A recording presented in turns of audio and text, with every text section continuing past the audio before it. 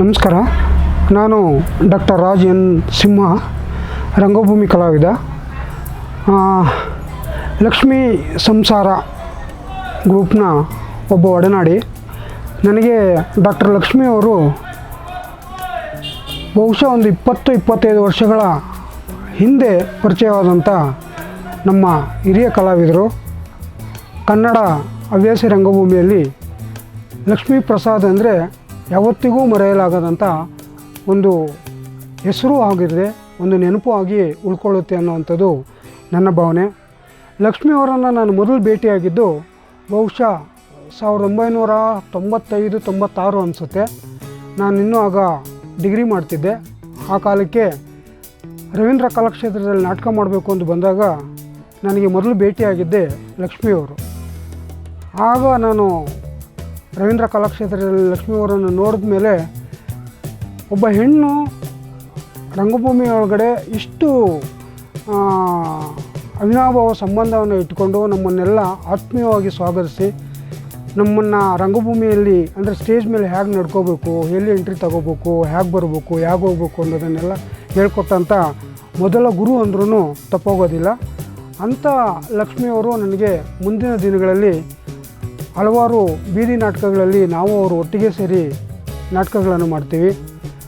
ಹಾಗೆಯೇ ಅದರ ನಂತರ ರಾಜು ಕಂಬಾರ ಅವರು ನಿರ್ದೇಶನ ಮಾಡಿದಂಥ ಯಯಾತಿ ನಾಟಕದಲ್ಲಿ ನಾನು ಅವರು ಒಟ್ಟಿಗೆ ಅಭಿನಯ ಮಾಡ್ತೀವಿ.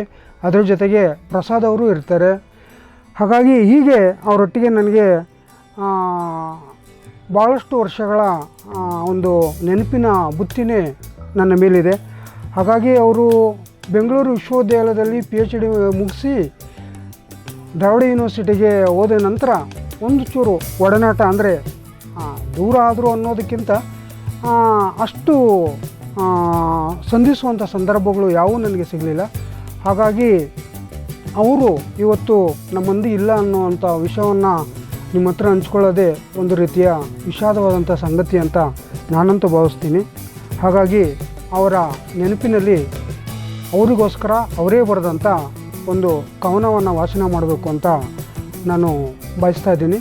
ಅವರು ಬರೆದಂಥ ಗರ್ಭಾಂಕುರ ಅನ್ನುವಂಥ ಕವನ ಸಂಕಲನದಿಂದ ನಾನೊಂದು ಪದ್ಯವನ್ನು ಆಯ್ಕೆ ಮಾಡ್ಕೊಂಡಿದ್ದೀನಿ. ಅದರ ಹೆಸರು ತೊಗಲು ಬೊಂಬೆಗಳು.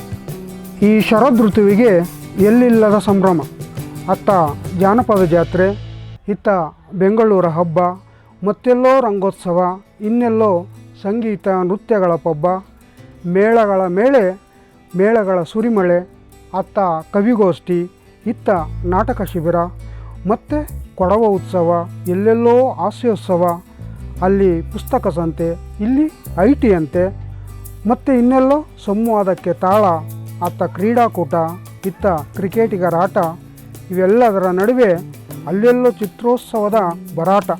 ಈ ಸಂಭ್ರಮದ ನಡುವೆ ನೀಲ ಛಾಯೆಯು ಮುಸುಕದಂತೆ ನಾಡು ನುಡಿ ನಲ ಜಲಗಳ ಕಚ್ಚಾಟ.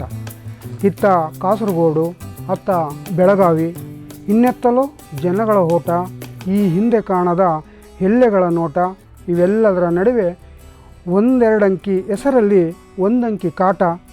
ಪ್ರತಿ ಕುಟುಂಬದಲ್ಲೂ ಒಂದಲ್ಲ ಒಂದು ಬಗೆ ಜೂಜು ಮೋಜುಗಳ ಸೆಣಸಾಟ.